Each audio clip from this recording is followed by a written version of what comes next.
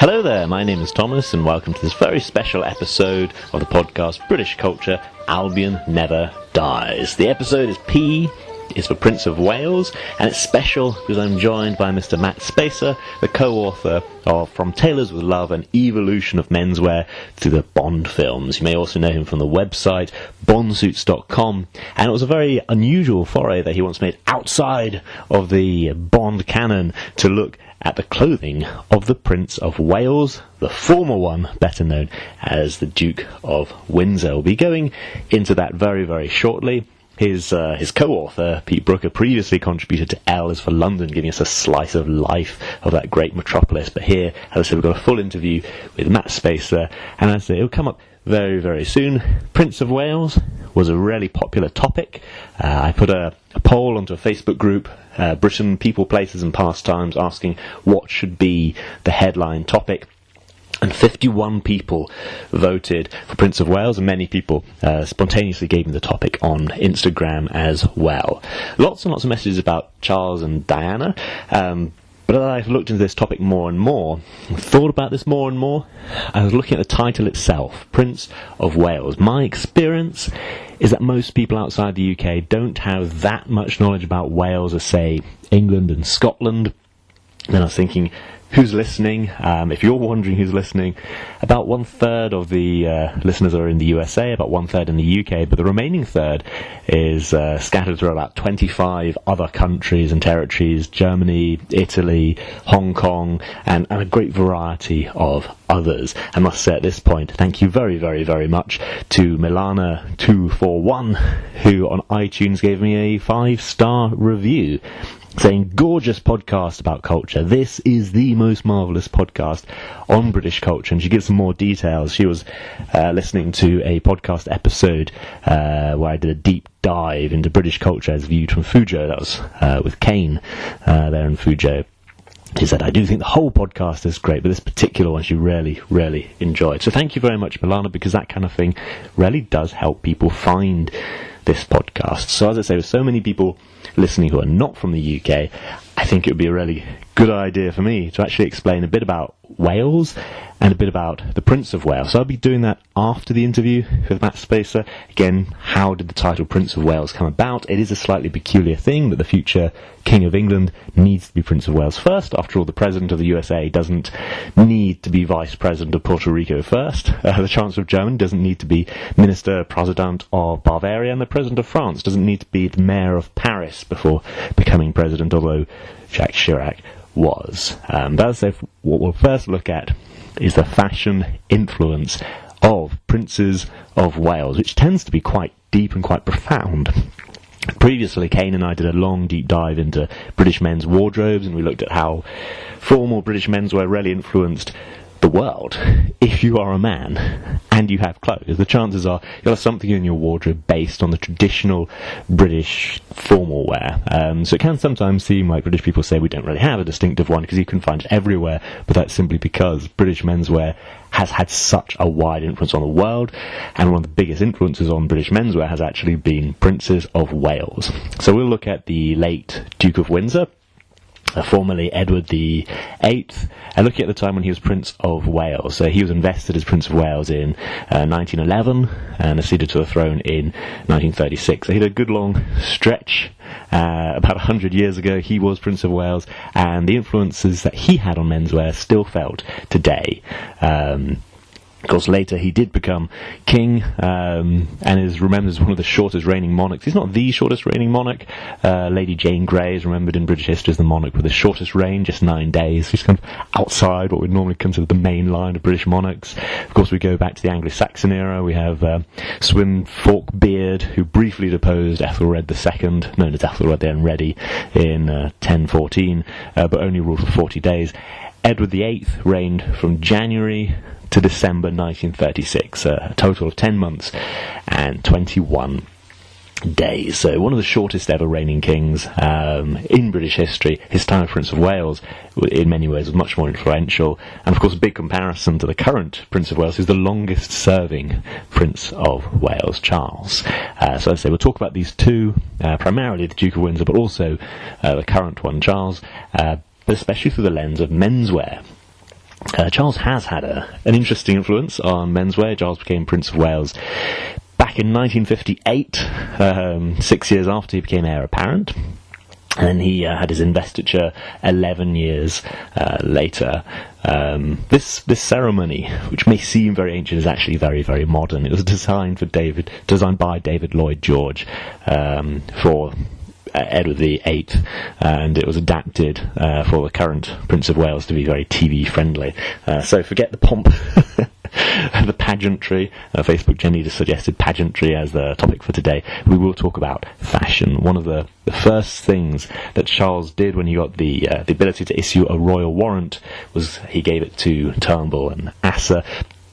Just on the royal warrant, that's where you get the symbol of the prince, and it says by appointment to HRH and so on, and it's really a mark of quality. So before you have Trading Standards Authority, how do you know if something is good quality, if it's safe, if it's worth the money, and having the stamp of approval from the monarch or a senior prince was the way that you could tell, oh, this is worth it. Now it often means that it's not just good quality, but they have, say, good conditions for the workers, or it's good for the environment. It's a broader stamp of approval. The first one that Prince Charles ever gave was to Turnbull and Asser, the shirt maker and tie maker, back in 1980, and so we do touch on that. That's the reason why. So, ladies and gentlemen, it is my great pleasure to introduce Mr. Matt Spacer. I'll just quickly say there are some issues with the audio early on, but they do fade away, and after that you just have the occasional odd noises of New York City in the background, the city that never sleeps. Please do enjoy my interview with Mr. Matt Spacer. Matt Spacer, thank you very, very much for joining me. Yeah, thank you for having me here. So you have the blog bondsuits.com, which is a frighteningly addictive blog to follow.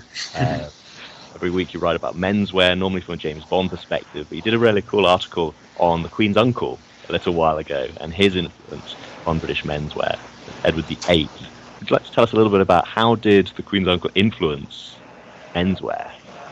Well, I think that he started wearing just different fashions from what the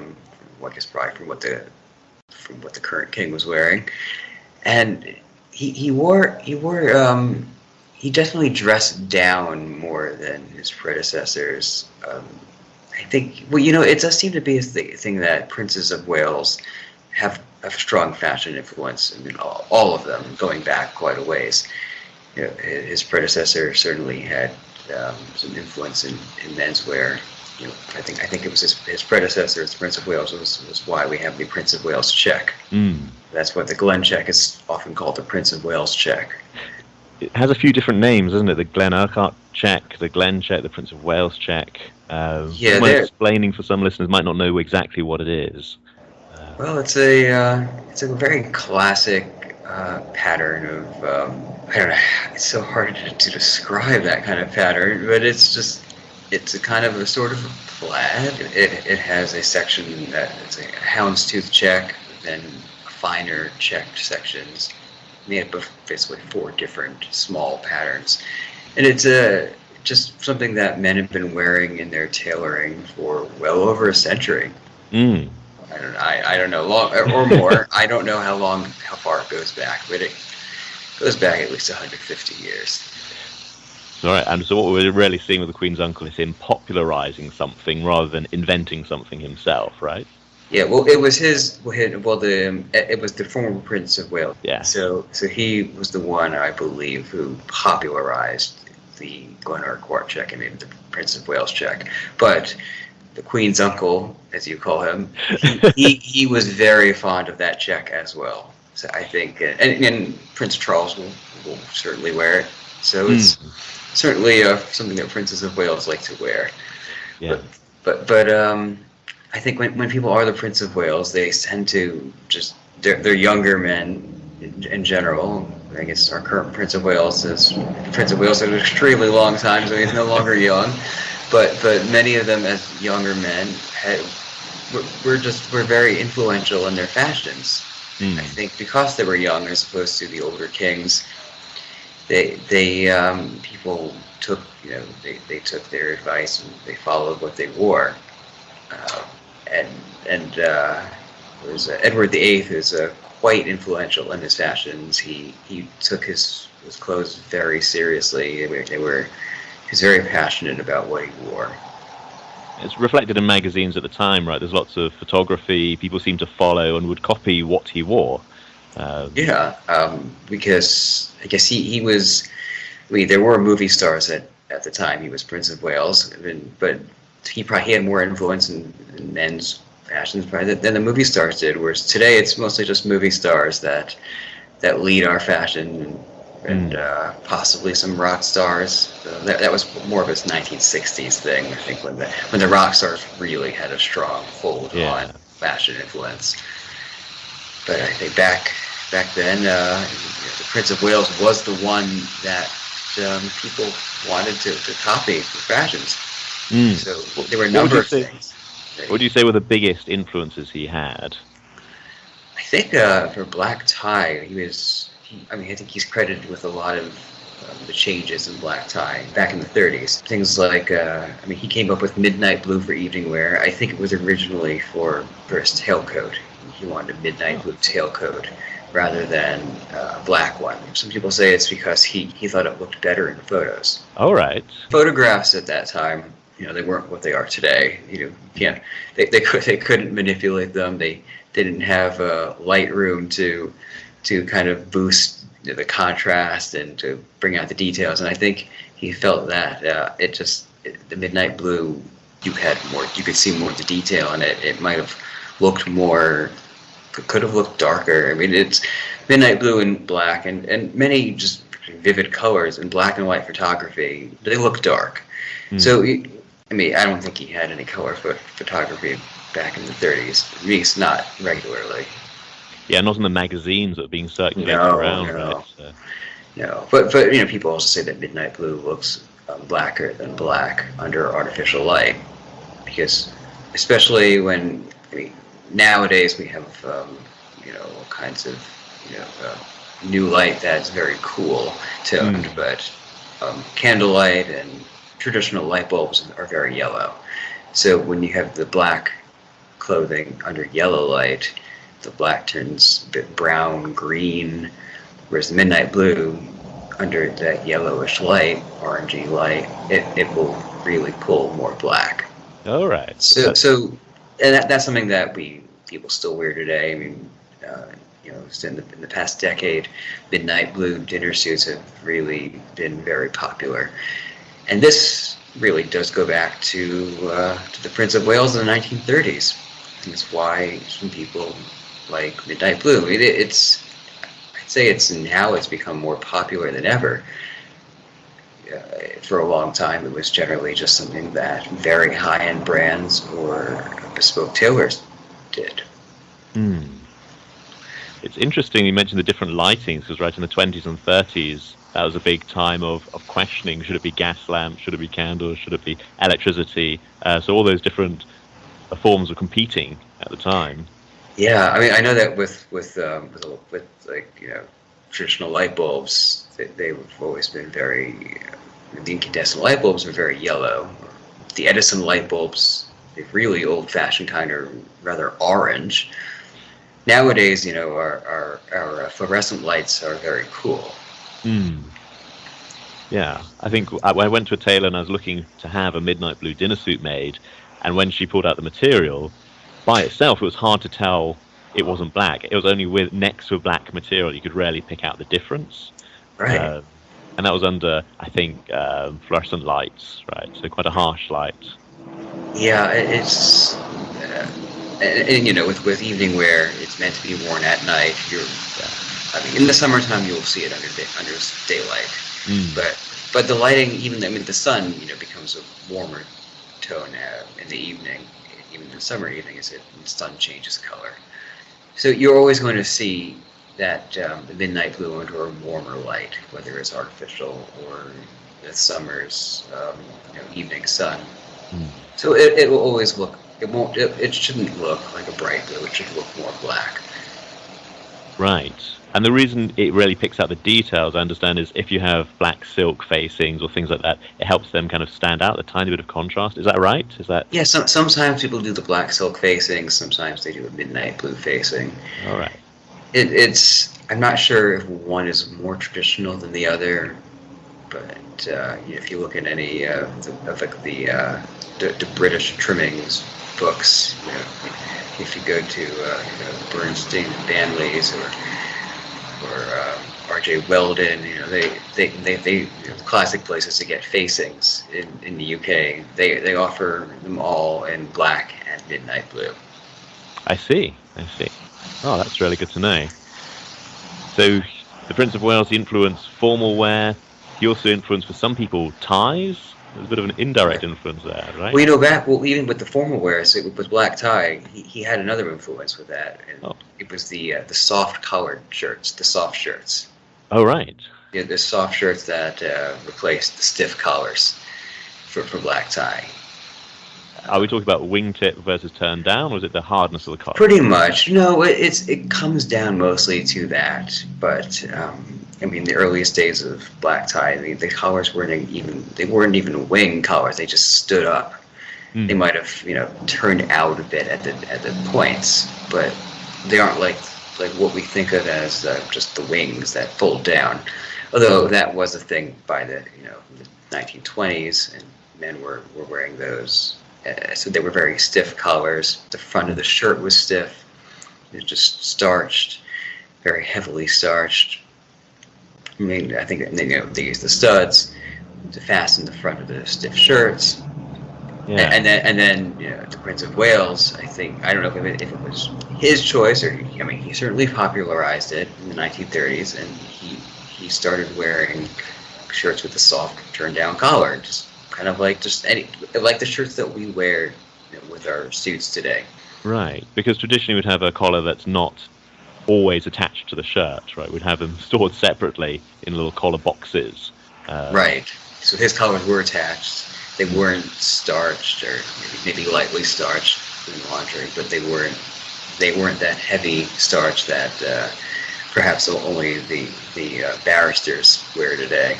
Yeah, and it's interesting. Like, this seems, at the time, it seems very informal, and people are talking about what an informal prince he was. He's not hanging around in jeans and t-shirt. Yeah, but these were certainly less formal. The shirts. Yeah. So he started wearing shirts, that had a pleated front instead of the starched bib. His shirts would have buttons on the front, not studs, and things that things that were just a bit. They were quite a bit different from what people were used to, but they very quickly took off in popularity in the 1930s. Those fashions made it to America. So they were. At some point, the Americans started going back to the stiffer styles, although maybe not in the stiffness, but back in the 1980s in America, men all of a sudden started thinking that they were supposed to wear the wing collars again. Oh, right. Had a resurgence. Yeah, that did in America, but I don't know if that really ever had such a resurgence in the UK. I don't think so. Of course, the fashions can be a little different. You mentioned in your article that the Prince of Wales had tab collars, which didn't become such a big thing in the UK, but did take off in America. They did. They certainly did in America.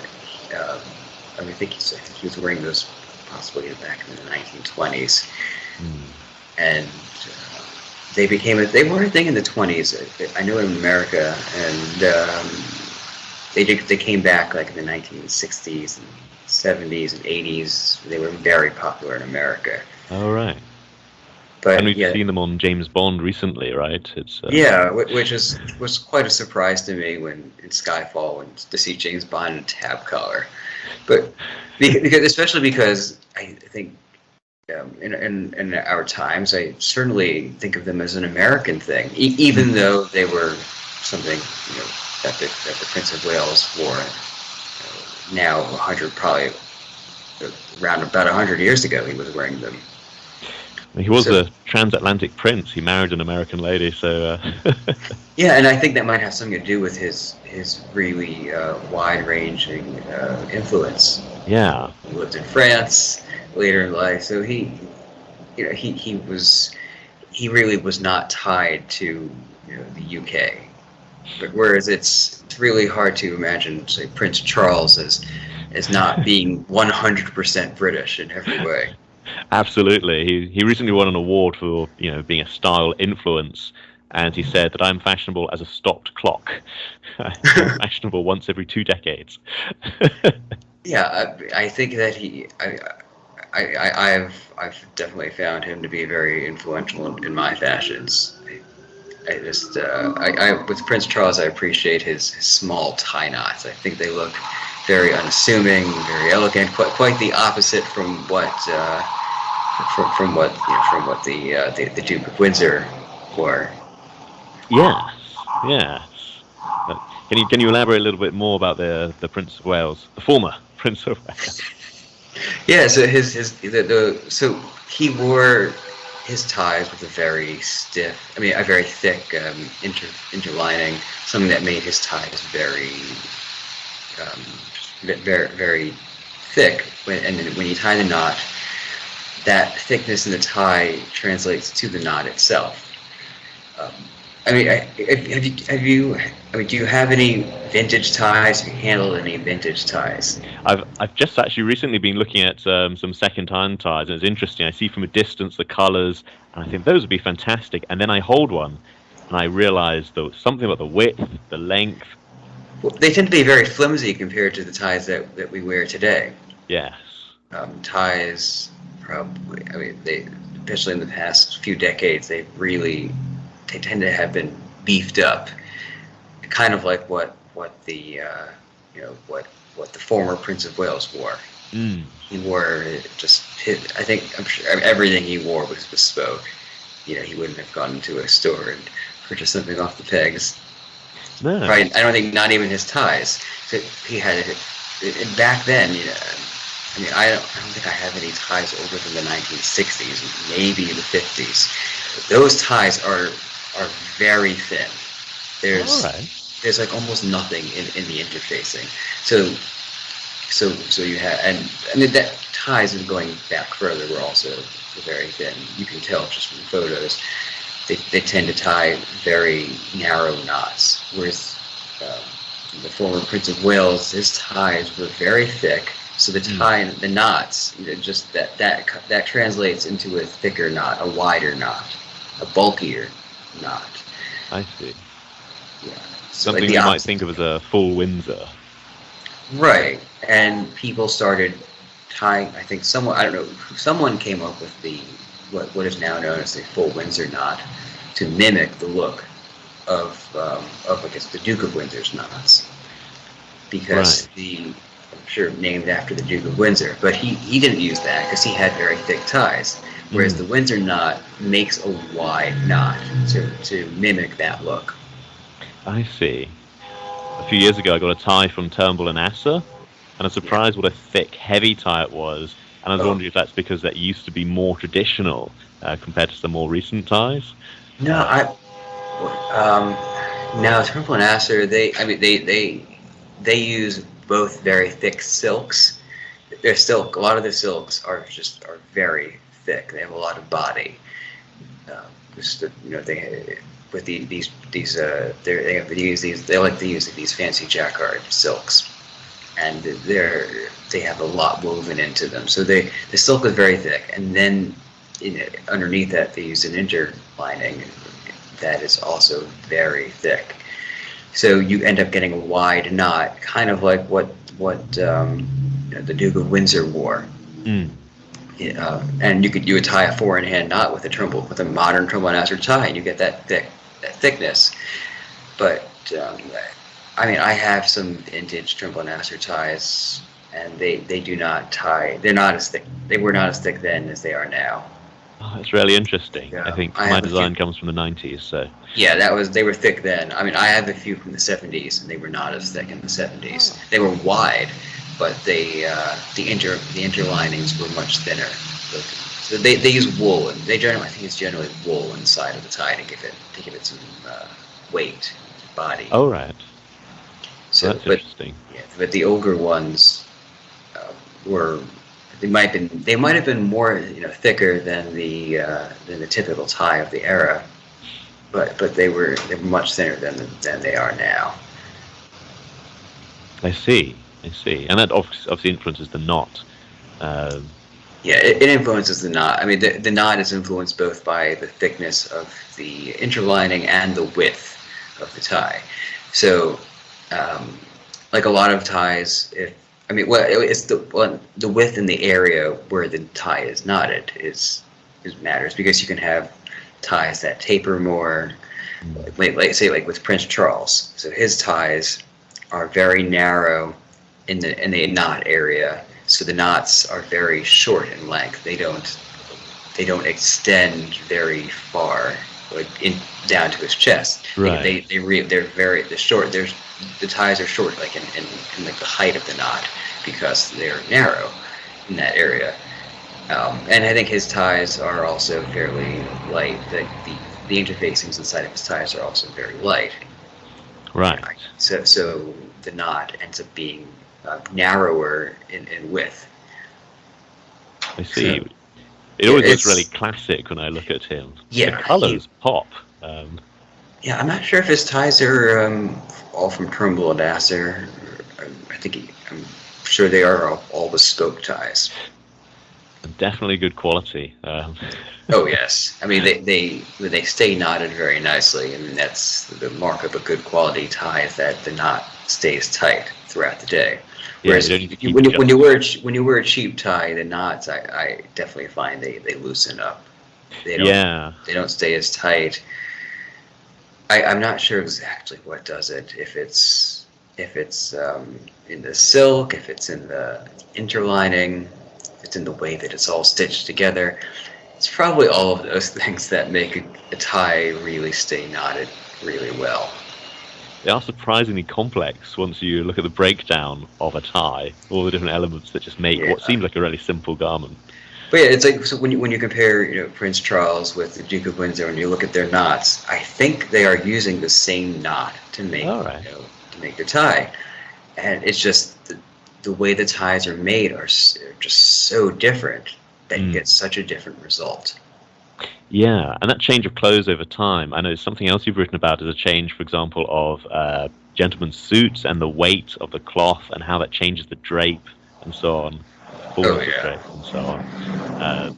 So I believe that the former Prince of Wales was famous for having a very full cut for his suits. Yeah, he used a tailor named Schulte, who made these. Well, he made the jackets of his suits in a very full cut, a drape cut, and that's something that he was very much associated with. And Prince Charles, he's famously used Anderson and Shepherd as his tailor, who actually is a disciple, very similar type of fullness in the cut. Something that I've heard the British associate more with Americans, and it's more of an American.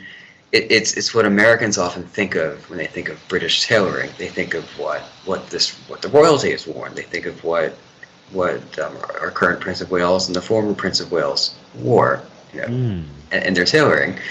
And I've heard from British people that that generally when they think of their like Savile Row tailoring, think of the more structured tailors like Eaves and Hawkes and Huntsman, and Deach and Skinner. That those are really what they think of in Britain as their British style, and whereas the Americans all go to Anderson and Shepherd. I don't know if the Duke of Windsor started this. As you said, she told me, because he married an American, he might have had some extra influence over American style. But he also went to. He only had Schulte make the jackets of his suits. He took the cloth to America to have trousers made with belt loops. That's interesting. Yeah, so he had different tailors make the jacket and the trousers, because I think the tailors in England wouldn't make trousers with belt loops.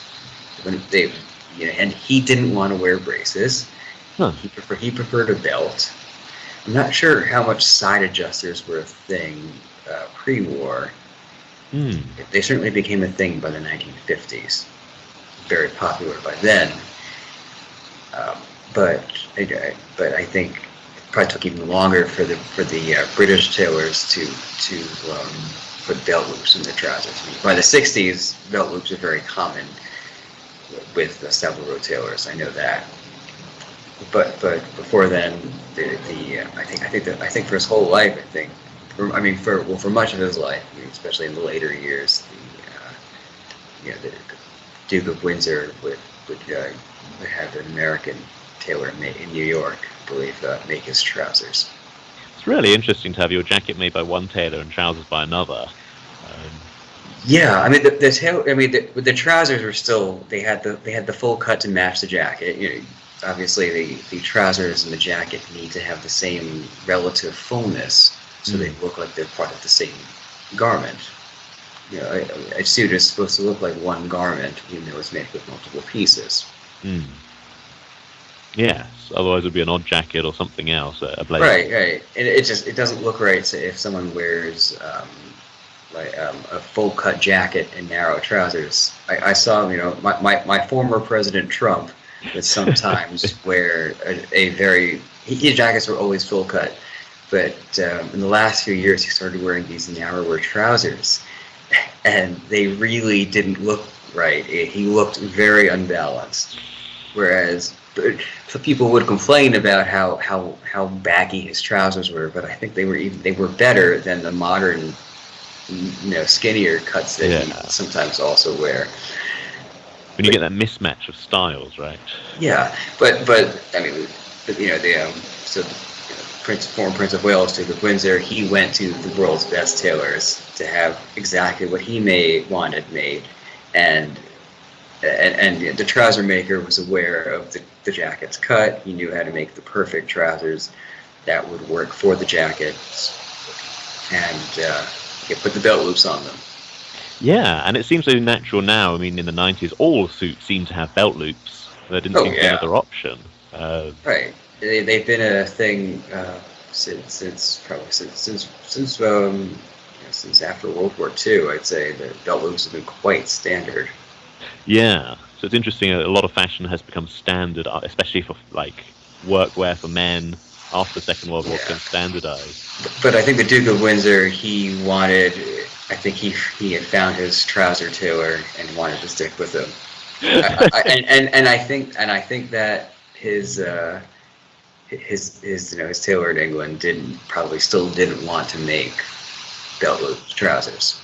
That is interesting when you get a tailor with really strong views. I mean, the first tailor I went to, I had a very specific idea of what I wanted, and he said, "No, I'm not making you that. I'm going to make you something else." I was quite taken aback. And that can be the sign of a very good tailor who knows what they like and who knows what they think will work best for you. It's good that they have opinions, because the tailors who have no opinions generally don't know what they're doing. You're right, and of that tailor, I think he made something much better than what I had in mind. I think so. I learned to accept professional judgment. But the former Prince of Wales, he knew what he wanted. Yeah. I mean, he went to the tailors that made what he wanted. He knew he would choose the tailor that would make what he wanted, rather a tailor whose views he agreed with. Yes, that is interesting, and then it influences a lot of the men who followed him, read about him. Even today, I guess. I say we have the echoes of his influence. Oh, yes. Okay, then thank you very much. So your article is available on your blog, which is bonseats.com. Yes. And a new article out every week. Pretty well. Yeah, I try. It's I'm glad right now, I've been going through all of the outfits of No Time to Die. And I'm happy to have this new content to write about. But meanwhile, I'm also coming up with other ideas of other things to write about. And that after I'm done with all the No Time to Die outfits, and maybe I'll take a break from No Time to Die. But I'm almost through all of the looks, all of Bond's looks. So I might just go in with those. I only have a few more left. And this is one of the films with the least tailored looks, right? It's right. It's it still has more tailored looks than You Only Live Twice and License to Kill. Okay. there are some Bond films with fewer tailored looks. it's to me, it's not one of the more exciting, wardrobes with Bond films. Like Spectre had so many tailored looks. Yeah. And I love that about that wardrobe, that there were just so much tailoring in it. The film overall felt very lavish. Yeah, so that speaks more to me. Fair enough. But I have to ask, a favourite Bond look, if you could have anything from Bond's wardrobe? There are a few. I have a few favorite looks, like the dark gray flannel suit in Thunderball. At the beginning of Thunderball, that's one of my favorites. I love Roger Moore's blue silk suit in The Man with the Golden Gun that he wears to the nightclub. I had a suit. I had a blue pick and pick wool suit made. That was really inspired by that one. But I didn't go for the silk because it's just a bit too. It can be a bit too expensive, too luxurious, and too hard to take care of. Yeah. Roger Moore said to love that suit and wanted to take it home, but he loved that one. Yeah, unfortunately, Cubby dumped a bucket of paste on it. Yeah, I said that seems to be one. I mean, he did wear a bunch of other suits from that era in his personal life. You'd see him wearing in interviews, wearing other suits, but that one you don't get to see him wear that, and I'm sure he would have made great use of it. But silk probably does not hold up to the same level of wear that wool does. Mm. Yeah, I think he even wrote an article on this, The Spy Who Loved Silk. Yeah, yes, he certainly loved his silk suits, which is not the most practical thing for James Bond. I don't know if the former Prince of Wales wore silk suits. Prince Charles has this had a this beautiful cream silk Dupioni suit, a double-breasted, of course. I think I saw some photos from the 1980s when he wore this one. But I don't think I don't know what's happened to it. Oh, he likes to take care of his clothes. He likes to recycle and repair and carry on. So maybe that's his gardening suit now. Yeah, no, I do appreciate that he does really try to wear his clothes as much as he can to get the most out of them. I think it really just shows a good appreciation for clothes. But also appreciation for the craft that goes into them, not throwing them away when they get a little bit worn, but just to really to get the most life out of them. And I mean, it's good for the environment, good for the wallet. It is. He's conscious about that. Oh, he certainly is. Okay, Mr. Spicer, thank you very, very, very much for joining me. I'll let you get on with your evening. Thank you for lending your insights into both Prince of Wales. Okay, I hope you enjoyed that interview with Mr. Matt Spacer. You can find a link to his book in the show notes, and I really hope you found that interview as interesting and as informative as I did. Now, at the beginning, I promised that I'd have a look at Wales and the Prince of Wales. So first of all, what is Wales? What is it? It's not a region of England. It is a separate kingdom. It's one of the 4 kingdoms that make up the United Kingdom: England, Scotland, Wales, and Northern Ireland, of course.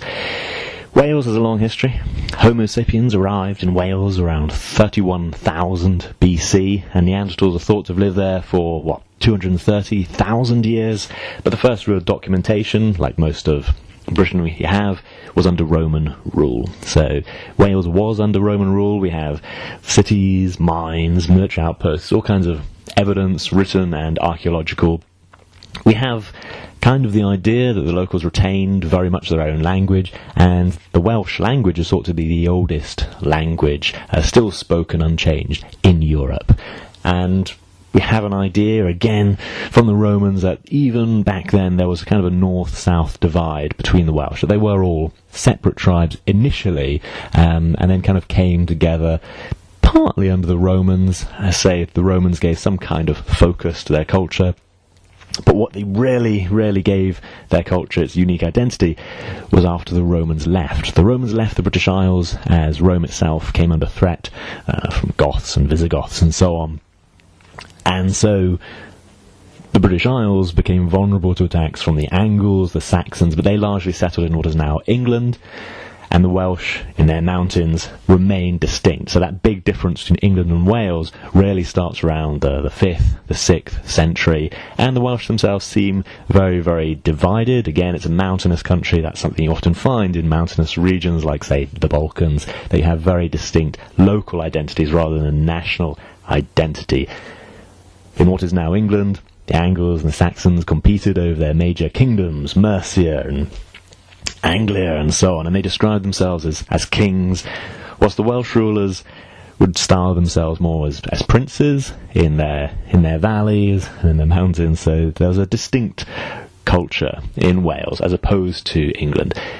There have been kings of Wales. Griffith ap Llywelyn, sometimes referred to as the last king of Wales. So he was king from 1055 to 1063 and kind of was last in the long line of paramount rulers among the insular Britons, so those who really retained that Roman culture or that separate culture from the Anglo-Saxons. Some people may think that Griffith ap Llywelyn was the only ruler to truly rule over the independent Britons, as by this time Wales was the only part of Britain kind of under Britannic rule as opposed to Anglo-Saxon rule. So again, it was the last kind of kingdom of Wales. Say 1055 to 1063, shattered by Saxon invasion in 1063, just prior to the Norman invasion of England and then Wales. So after that we have a long series of princes. The Normans were not able to control Wales, and they did control some areas along the marches. So when William the Conqueror came over and conquered England, he had made loads and loads of promises to all the people who followed him that he'd grant them so much land. As he ran into difficulties governing England, he kind of licensed some to go and settle all along the borders of what's now Shropshire. But again, Wales remained quite distinct and quite different. And so we have a series of native rulers who style themselves as princes as opposed to an English king. Now, the last native ruler of Wales died on the 11th of December 1282, and that's under the Plantagenates in England, the successors to the Normans. He was executed on orders of King Edward I after his successful conquest of Wales. Edward I then granted the title Prince of Wales to his son, who was also named Edward, who would then become Edward II and give the title to his own son, imaginatively called Edward III. And Edward III is the English king on whom many Arthurian legends are loosely based. And there is a bit of a Welsh connection there, as many Arthurian legends were previously based on kind of Welsh kingdoms, the post-Roman rulers who tried to keep the good Christian governance of Albion. So Edward III was both influenced by those Welsh tales, but also influenced future Arthurian tales. So this is how we have a Prince of Wales who is normally then the King of England. And this is a tradition that has, of course, continued right up until the modern day, with very few breaks. It is a title that the reigning monarch hands out, and of course, if it's handed to you and you then become king, it just simply returns to yourself until such a time as you hand it on to the next person, your chosen heir, your heir apparent, which of course right now is Charles.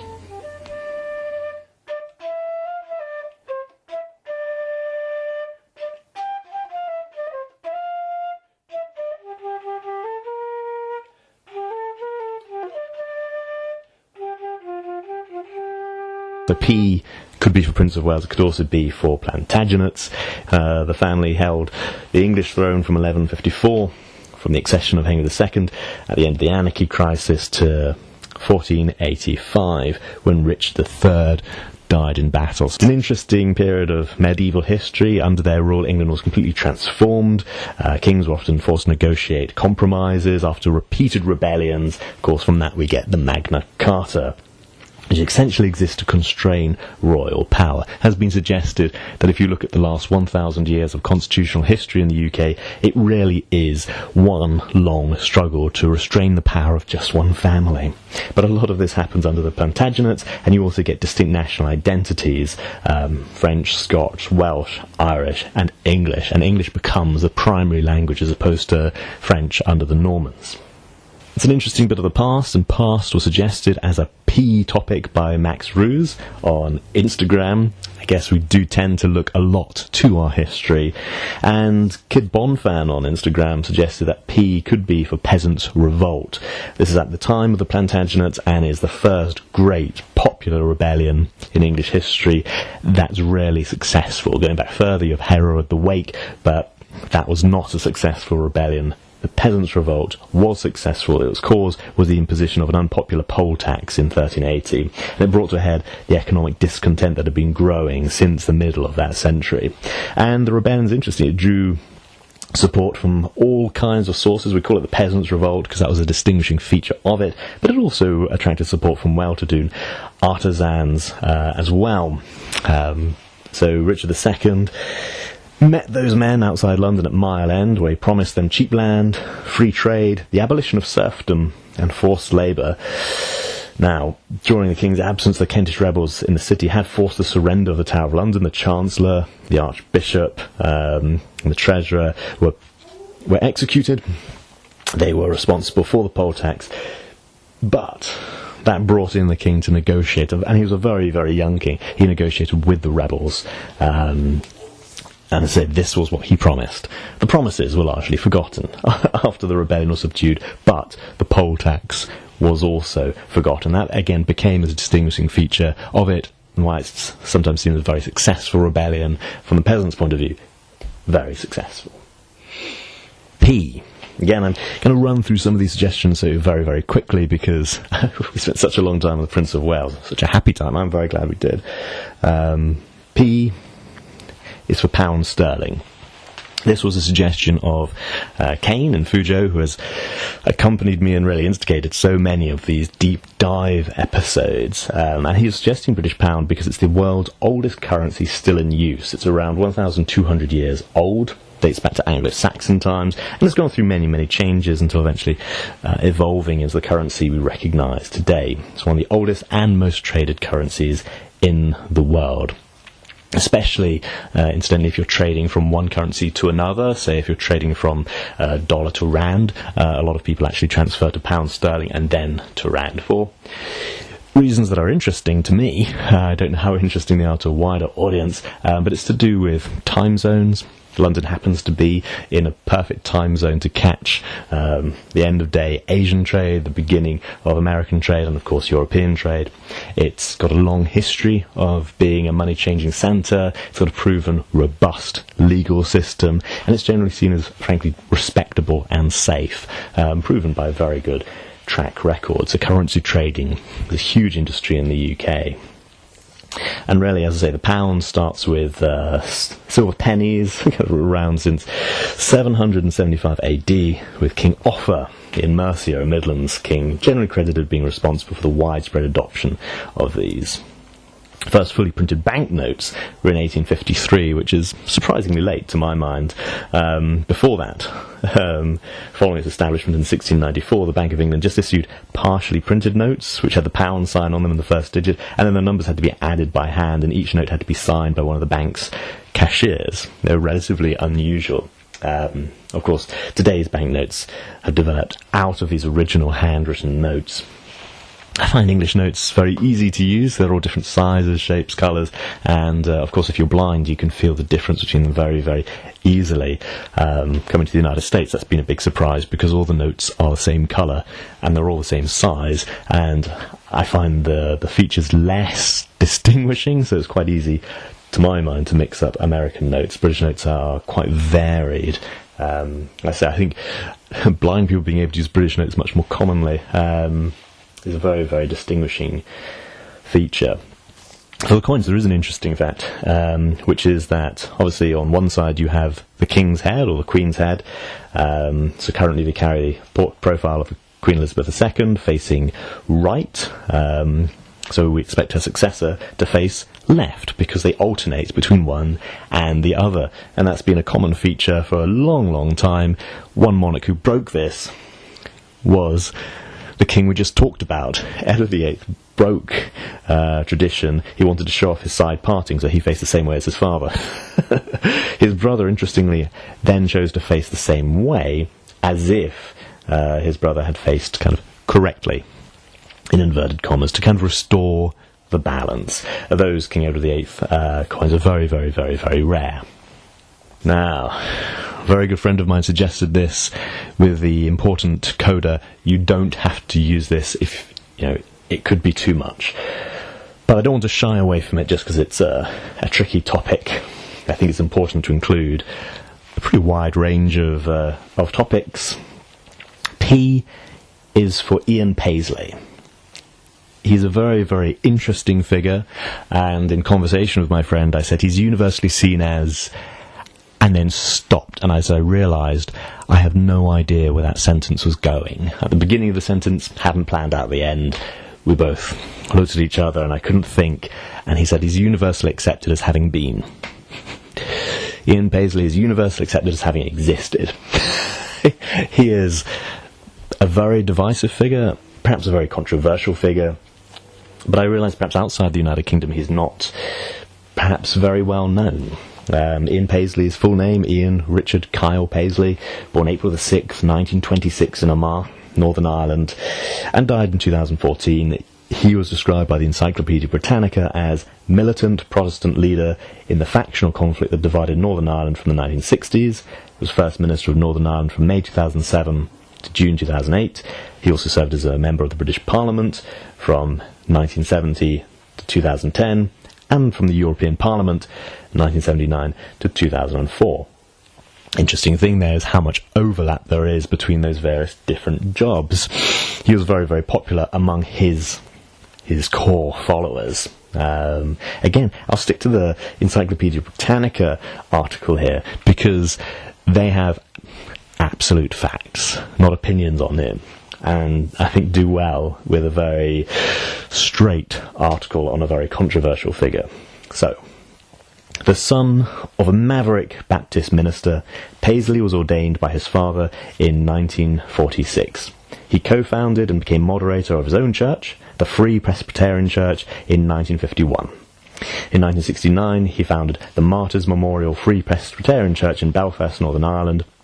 From 1961 to 1991, membership in his churches increased tenfold, although the 1991 consensus indicated they attracted less than 1% of Northern Ireland's population. Again, sticking with Encyclopedia Britannica's own words, Paisley's strength lay in his ability to combine the language of biblical certainty with that of politics at a time when many Protestants were uncertain about their constitutional identity and fearful of their physical security. His ideological message combined militant anti-Catholicism with militant unionism. He supported the Union, the United Kingdom. From the 1960s, Paisley strove to become a leader of the Protestant opinion in Northern Ireland by organising street protests and rallies. These activities led to frequent confrontations with the authorities, indeed, and a brief prison term for unlawful assembly in 1966. That year he established the Ulster Constitution Defence Committee and the Ulster Protestant Volunteers, which served as paramilitary adjuncts to his church. So we see him here leading a section of his community politically, religiously, and in the streets. In 1970, Paisley was elected to the Parliaments of Northern Ireland and the United Kingdom. In 1971, in an attempt to broaden his electoral base, he led a split in the Ulster Unionist Party, co-founding the Democratic Unionist Party. Throughout the 1970s and 80s, he tried to turn the DUP into the largest unionist party, but with the exception of one local council election in 1981, it always finished second, behind the UUP. Although his personal following was never in doubt, in the elections to the European Parliament in 1999, he received more votes than any other candidate in Northern Ireland. His popularity showed some signs of waning after 1994. That is, of course, when some of the peace negotiations start up in Northern Ireland. Despite his considerable oratorical skills, his huge personal following, his vibrant churches and well-organised political party, Paisley failed to impede attempts at a negotiated settlement of the conflict in Northern Ireland. A process that he maintained was driving the province in the direction of Irish unity and away from the United Kingdom. In April 1998, 8 political parties signed the Good Friday Agreement on steps leading to a new power-sharing government in Northern Ireland. Although Paisley had earlier refused to participate in the multi-party talks that included Sinn Féin, the political wing of the Irish Republican Army, and campaigned against the accord in the popular referendum held in May 1998, he ran for election the following month and won a seat in the new Northern Ireland Assembly. He is, as I say, a very, very controversial figure, and funnily enough, his son, also named Ian Paisley, is now a member of Parliament, again, representing the interests of the same community. So I'd say he's a very interesting figure, but I hesitate to say, give any more adjectives beyond that, because he is a figure who, if you were to research yourself, you could find so much, but so much divide on either side. As I say, Encyclopedia Britannica seemed to be the most down the middle, which I really appreciated. So that's where I'm drawing most of this information from. Perhaps this could be a recommended rabbit hole, with a caution that it goes deep. As mentioned a few times, he represented Protestant interests in Northern Ireland. On the Facebook vote, 16 votes were held for Protestantism, and it was also suggested by Kane. So, what is Protestantism?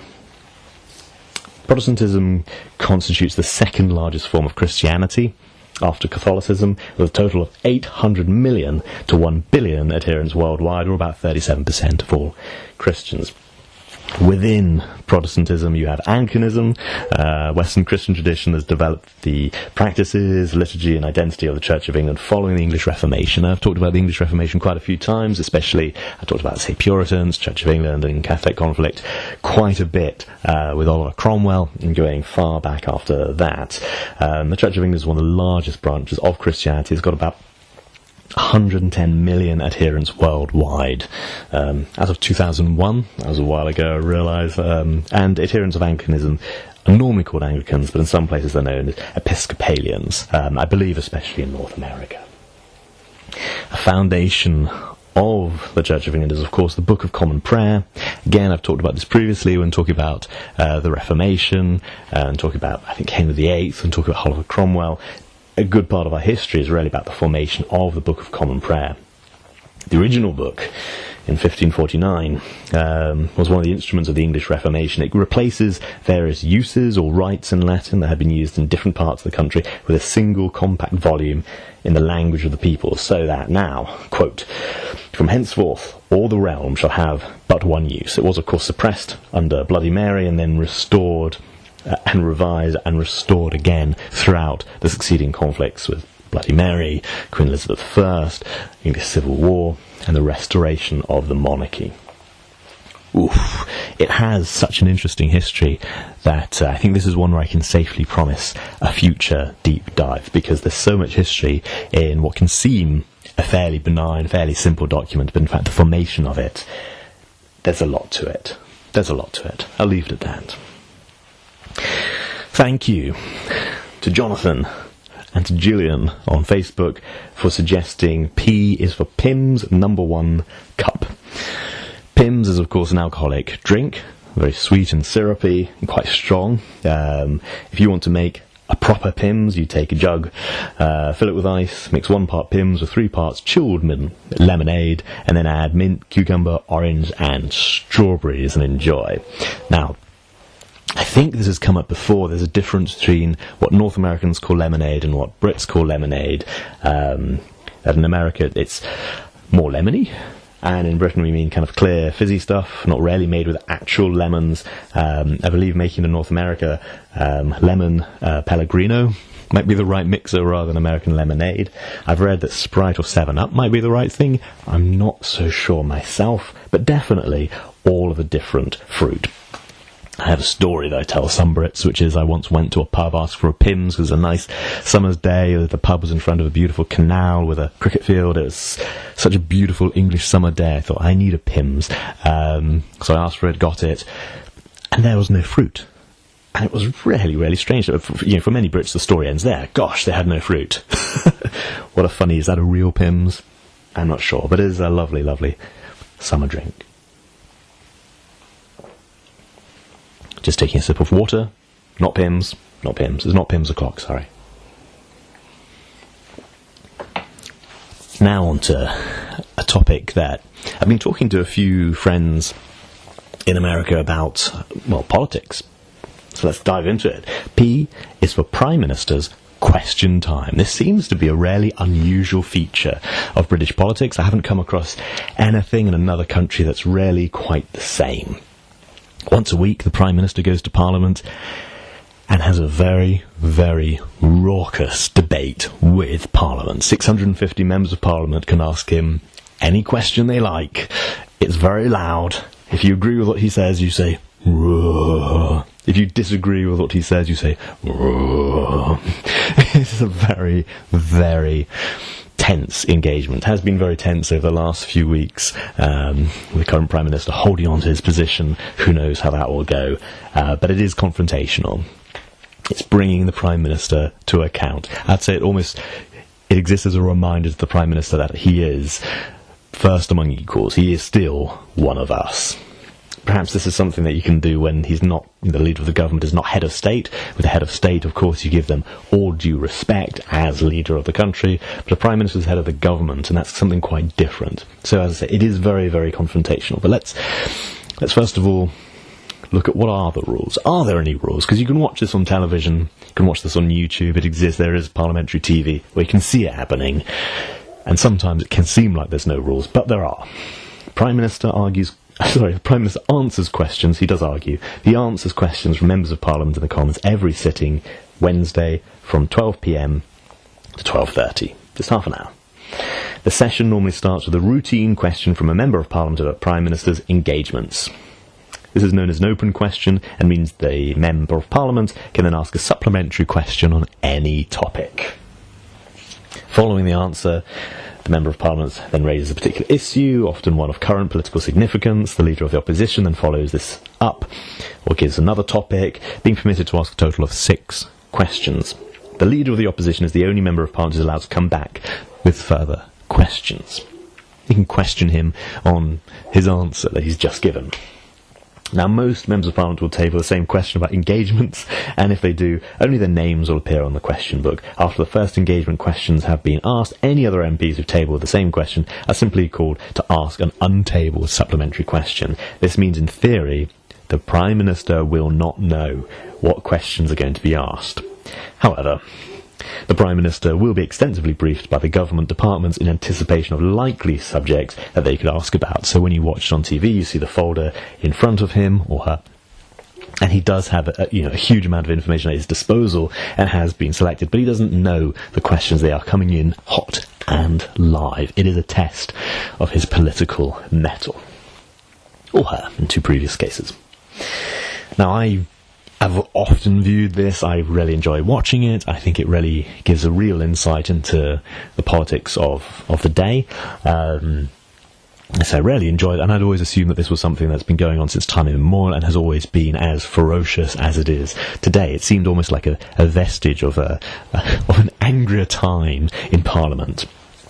But I've been looking this up for this podcast, and I've learned a huge amount. What I found interesting was that, Prime Ministers have answered questions, of course, for centuries. But until the 1880s, questions to the Prime Minister were treated the same as questions to any other Minister of the Crown. They'd asked without notice on days when they're available, in whatever order MPs rise up to ask them. And you can see that now when you're watching it, members of Parliament will leap to their feet at the end of an answer, hoping to be called upon. But in 1881, fixed time limits for questions were introduced. Questions to the Prime Minister were moved to the last slot of the day because we had a Prime Minister who was 72 years old. That was Gladstone, and that was arranged that he'd come later in the day. Very considerate. 1953, when Winston Churchill, who was in his late 70s at the time, it was arranged that questions would be submitted on fixed days, Tuesdays and Thursdays back then. For those who are unaware, of course, Winston Churchill was a fantastic Prime Minister during the Second World War, then lost the election, but then came back later on in the 50s. Now, the former Speaker of the House of Commons, Selwyn Lloyd, said that the famously disorderly behaviour of members of Parliament during Prime Minister's question time first arose in the 1970s. And this is due to the real personal animosity between Harold Wilson and Edward Heath. Those were two political leaders who switched places as Prime Minister. So it was due to their personal animosity. And Selwyn Lloyd said that in the past, Prime Minister's question time had been lively but comparatively civilised. Interestingly, Prime Ministers had often opted to transfer questions to the relevant minister. If somebody asked a question about transport, direct it to the Transport Minister. Someone asked a question about education, direct it to the Education Minister. This changed during the premiership of Margaret Thatcher, who chose not to transfer any questions to other members of her cabinet. This seemed right when I read it. I'd never seen this before, never heard of this before, but it felt right. There used to be a satirical show called Spitting Image, and all the politicians of the day, there were puppets that represented them, and it was just sketches. So you had one sketch where it was Margaret Thatcher at a restaurant, and the waiter comes along and says, what would you like for your main? And she said, beef, British beef. And the waiter said, what would you like for your side? And he said, potatoes, British potatoes, grown in Britain. And then the waiter says, what about the vegetables? And she points to the cabinet and says, they'll have the same. Strong leader and very, very confrontational in Parliament.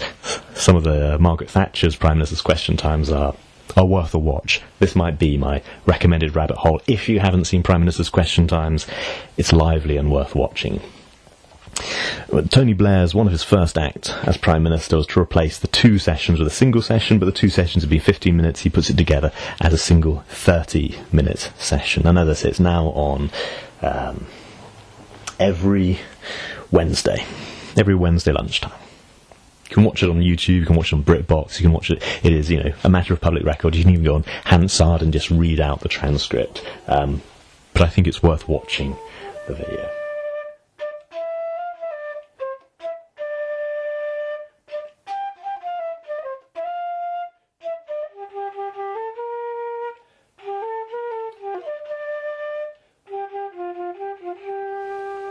Oof, lively stuff to cuddly stuff. Daniel Gaster, Ozzy Bond Guy and Ladies Who Bond all suggested Paddington Bear.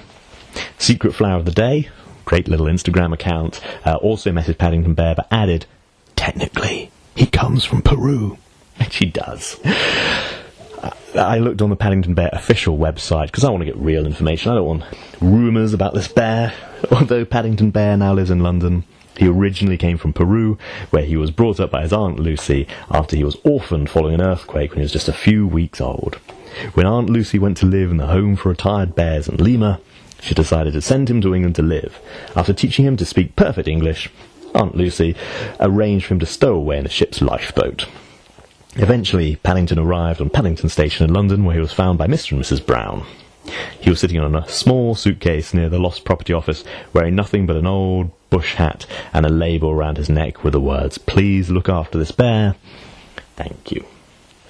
Unable to resist such a simple request, Mr. and Mrs. Brown took Paddington home to live with them at 32 Windsor Gardens in London, along with their two children, Jonathan and Judy, and their housekeeper, Mrs. Bird. The Browns decided to name the new member of their family Paddington after the place where he was found, although later we learned that in Peru, Paddington was called Pastuzo after his uncle.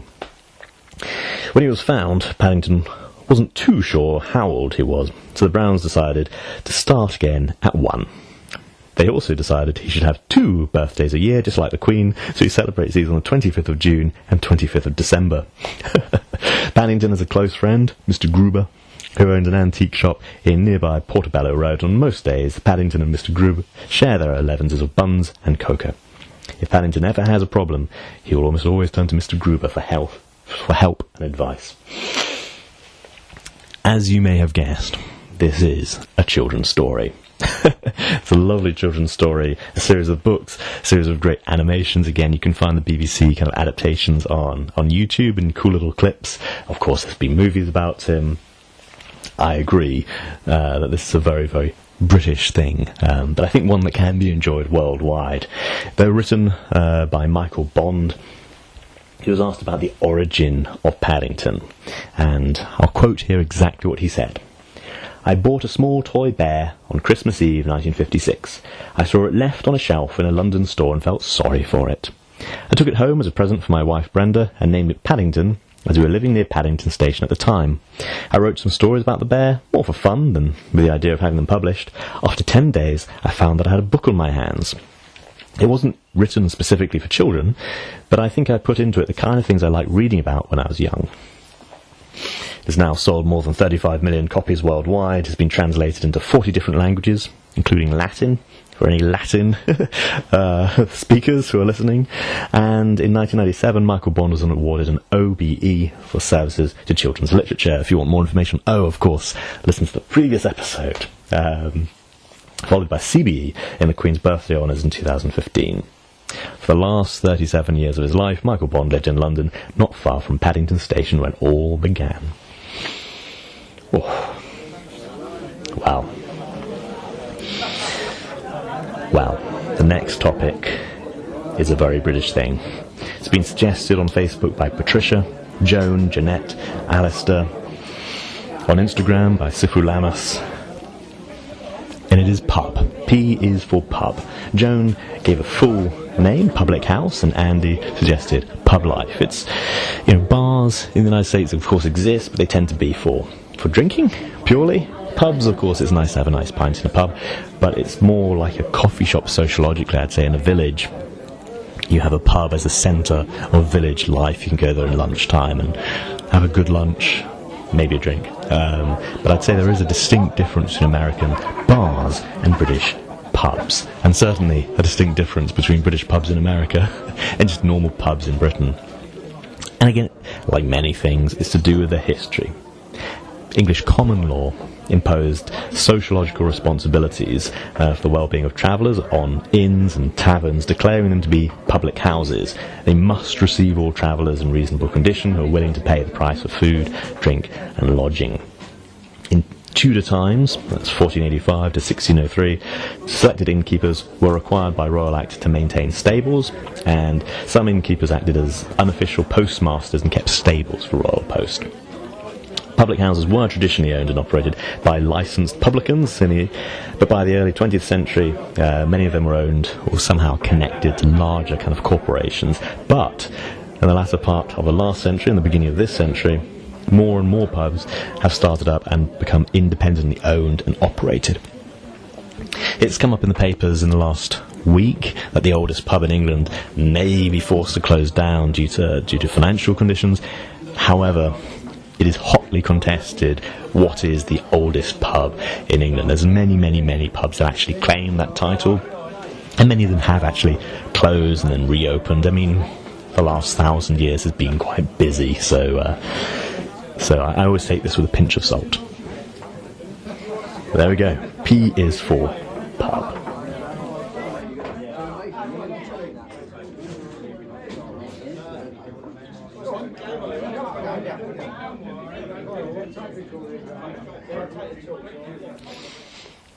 This next topic, again, was an interesting one to read through the Facebook comments.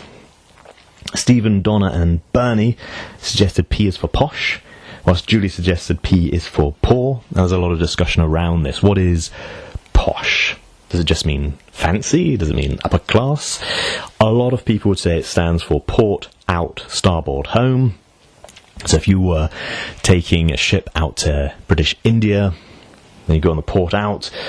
If you were coming back home to the UK, starboard home, and this was the part of the ship that was in the shade. It's a very popular belief.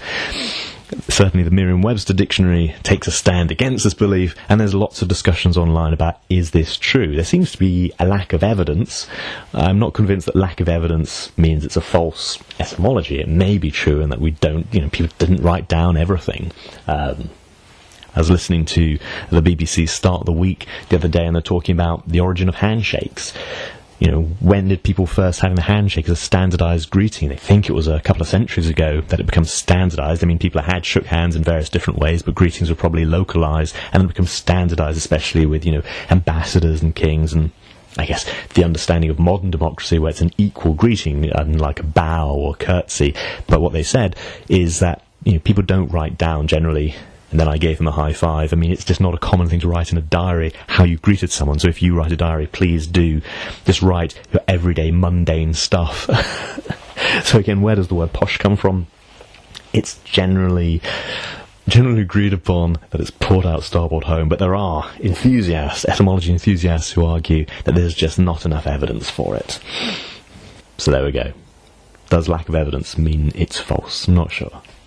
So we have posh, certainly means it's nice, and the distinction between posh and poor, I've put them together really as part of the class system. I think it's quite hard to understand the UK without reference to the class system, and I think you see it very much in English literature, in British movies. I think Agatha Christie novels often have a really interesting take on the class system, especially when you have Poirot, who is of course Belgium and therefore slightly outside the English class system, and then you have his observations upon it, and often the mysteries have kind of a full set of somebody upper class, upper middle class, middle class, lower middle class, and working class, and then just poor. So often you have all these different characteristics mixed into one of her novels. Of course, a classic movie like Zulu very much rests on the kind of professional middle class man and the aristocratic officer, and that kind of conflict, which I'd say was rarely reflected in the relatively recent Star Wars movie Rogue One, in which you have a really similar conflict between two of the bad guys. And it gets into our perception of, if you are rich, you have an obligation, you must give to others. And you can see that sometimes in warfare. In the First World War, there's terrible casualties among the upper class because they're expected to lead from the front, and indeed during the Second World War, and you see it in the war in Afghanistan. Prince Harry took part in the Falklands War, Prince Andrew, and of course in the Second World War, Queen's husband, late husband, the Duke of Edinburgh. We do put the aristocrats into the heart of conflict. But then in the day-to-day, what is the day-to-day reflection of that? And I think the 70s sitcom To the Manor Born is actually a really good example, starring Penelope Keith. She's actually married into an aristocratic family, embodied the aristocratic lifestyle, but then just runs out of money as a widow. So in the first episode, she's forced to leave the manor. A young nouveau riche comes in, and she takes it upon herself to teach him what are his duties. And I find that really interesting. Like, you can't just live in your house and do what you want. No, you're the lord of the manor. You have responsibilities, and she has to hammer them into him over the course of the series. To the Manor Born. I enjoy it. Pretty old show, but I do enjoy it. Yeah, it's on BritBox. I love BritBox, catching up on so much. Another popular topic for P is for pie. So Ursula and Sue on Facebook suggested this, and Sue said pie, preferably steak with chips and gravy. Sarah said pie and mash. Kevin said pie and mash. Ladies Who Bond said pasty, which is like a pie. Cornish pasty, which apparently, thanks to new regulations, it must come from Cornwall if it says Cornish pasty. You can't just say Cornish style pasty or whatever. You can't just say Cornish pasty on a Cornish style pasty. It has to be from Cornwall. Very similar to several similar foods in South America, and I remember reading years ago that Cornish miners had gone to South America, and that it's thought by many people that there's Mexican foods that are thought to be derived from the Cornish pasty. Then again, there's also very similar foods that are completely unrelated in South Asia and East Asia, which are thought to have developed independently. The idea of getting meat, vegetables, and wrapping in a pastry does seem a very popular and quite common idea throughout the world.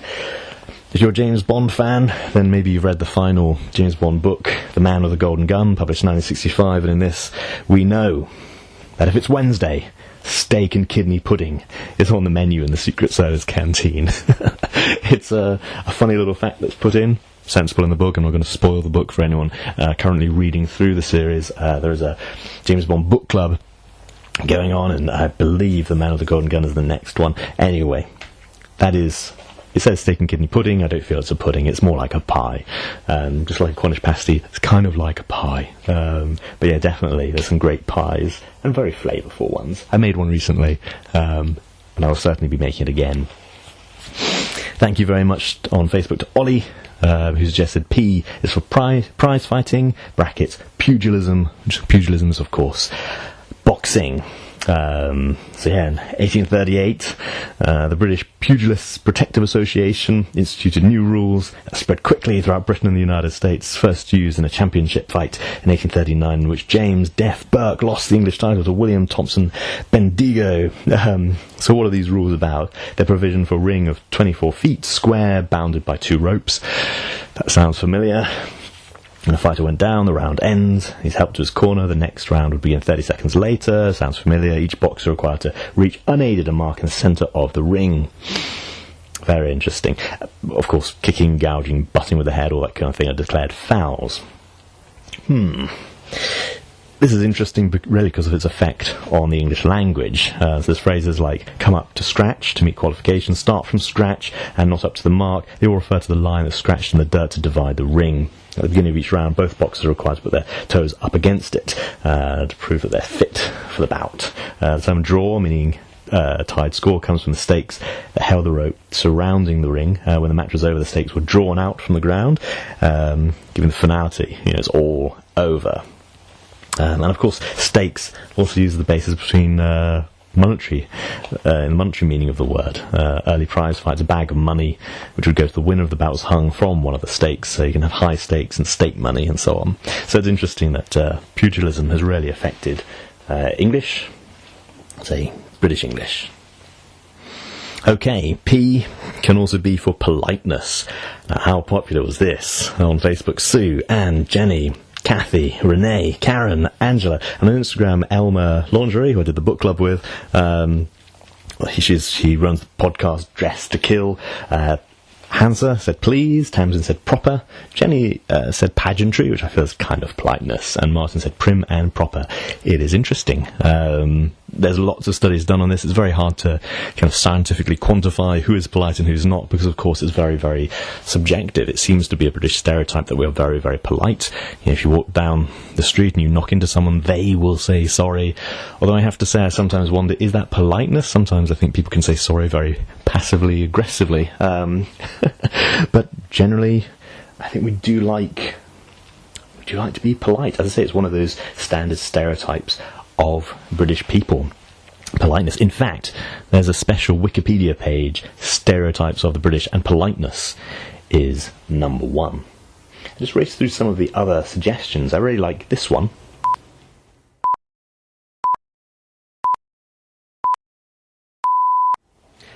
Pips, as in time. These are the time pips. Pips were introduced in 1924 and have been generated by the BBC since 1990 to mark the precise start of each hour. That was not a real pip, that was a generated pip that's available on Wikipedia Commons, because the real sound, of course, is very, very important for marking time. It's from an atomic clock, I believe, and again, it's just to keep perfect time. I had so many suggestions, and I say some letters just generate a lot of suggestions. On Facebook, if I'm using just a single name, it's a Facebook person. Again, I don't want to be too familiar, but I also don't want to be giving out your full details to the whole world, as I believe that's not what people are onto Facebook for. Margaret suggested pennies, pillar boxes, and Pooh, as in Winnie the Pooh. And that's interesting. We had quite a few people for Paddington, Winnie the Pooh. We had less people coming forward, just one. Martin suggested Pontefract cakes. I absolutely agree with that, because of course I did a video on Pontefract cakes that you can see on YouTube, www.youtube.com/British Culture. That's me. You can find all my videos there, and I really enjoyed that video on Pontefract cakes, because I got to enjoy a Pontefract cake, which, if you're not aware, is licorice. He talked about the pencil museum and pop music. That's, again, something in the United States. Lots of people are familiar with British pop music. Even in China, Adele was playing in all the shopping malls, and the Beatles are definitely still pretty well known. Gina suggested penny for the guy. Again, have a look on my podcast and on YouTube. Remember the 5th of November. Full explanation there. Skelger said park. Pamela and David said pride. Yeah, I think most British people are very proud to be British. Michael suggested palace. There's so many palaces in the UK to go around and see. Julia said PO, as in post office. I quite like that. And Erica suggested pantomimes, an essential part of Christmas. Shirley suggested patience. I don't know if British people are uniquely patient. I do my best to be, though, for sure. And Debbie suggested punk rock. Very distinctively British. And Pint. Yeah, need one of those down the pub. Jan said Patriotism. Again, I think most British people are quite proud, and I feel most British people are quite patriotic. Darren suggested Peas, mushy one, and that was a popular answer. Tom said Pluck, and Evie said Porridge. Again, one more from Debbie, which was Poppy Day. So I like that. I did, a special podcast on Remembrance Day, which we also sometimes call Poppy Day, and talked a bit about the symbology of the poppy. And that's my podcast entitled November the 11th, Remembrance Day. Debbie suggested Pomp and Circumstance and the Proms, which is really good. Again, I did previously cover it on E is for Elgar, and Linda suggested Portsmouth, which I thought was a really good one. It's known for its maritime heritage. It's a port on the south coast of England. There's Portsmouth Historic Dockyard. There's the National Museum of the Royal Navy, very, very important. There's the wooden warship HMS Victory, where Nelson died in the Battle of Trafalgar. There's the HMS Warrior and the Tudor ship Mary Rose. There's a lot going on. If you love naval history, yeah, Portsmouth is the place to be. Mike on Facebook and Aussie Bond Guy on Instagram suggested Parliament. Absolutely. Again, I'm going to keep covering this as often as I can, whether it's Prime Minister's Question Time, Oliver Cromwell, or the development of democracy in Britain. I do feel it's one of the most distinctive features of Britishness, actually. And again, Chelsea, proud. I came through with a lot of people. Again, looking at Instagrams, I'm going through my answers. Kid Bond fan suggested police telephone boxes and Peaky Blinders. Absolutely. If you're a fan of Doctor Who, you know, this alien who travels through time and space in a 1960s police telephone box, you'll be familiar with them and understand my excitement when I go to the UK and have my photograph taken with one. I do enjoy the odd episode of Doctor Who. But I haven't seen Peaky Blinders yet, so I'm going to have to get down to this. From Shetland with Love suggested politics and Pax Britannica, the idea of the British Empire provided peace around the Seven Seas, around all the places that were part of the British Empire, and really enforced a kind of peace for a good century. Sifru Lama suggested St Paul's Cathedral, such a distinctive landmark in London, and Peter Sellers, great old comedian. James Bond Locations did suggest pudding, like that. I was at a restaurant recently and I asked for the pudding menu and they said we don't do puddings, we have a dessert menu, obviously understanding a bit of a crosswire there. But I mentioned Wikipedia has a special article on stereotypes of the British, so let me get to that as my penultimate topic. Their stereotypes, Wikipedia's stereotypes. First of all, politeness. Again, so interesting. So many people saw that as a standout feature of the UK. Humour, which of course on Wikipedia is spelled Humour, the British way. Again, it's said to be quite cynical. I do find that if you watch a British or American comedy that are on a similar topic, there's a really, really different feel. Comedy rarely is one of the most culturally specific aspects of any culture. I find Turkish humour totally different from, say, Chinese humour or American humour. Germany does have humour. It just happens to be very, very different. Tea, that is a stereotype of the British, and a very true stereotype. I think one of the few countries that drinks more tea than England is, in fact, Ireland. It's very, very much. We drink more tea per capita than China. Lack of emotion. We don't have a lack of emotion, we just hide it sensibly, as you should. Teeth. I find that so interesting. Americans, it seems to be America only has this stereotype that British people have bad teeth. I've read so much on this because it's such a funny thing to me. I've never come across this in any other part of the world, but it seems such a fixed thing in America. I think it was in the 50s and 60s that Hollywood has its ideal that you must have absolutely white teeth, and in Britain this was just rejected, that you should have like ivory, normal coloured teeth. Normal to my mind, I'm British, but our ideas of teeth beauty was different, and of course there's global dental surveys on who has healthier teeth.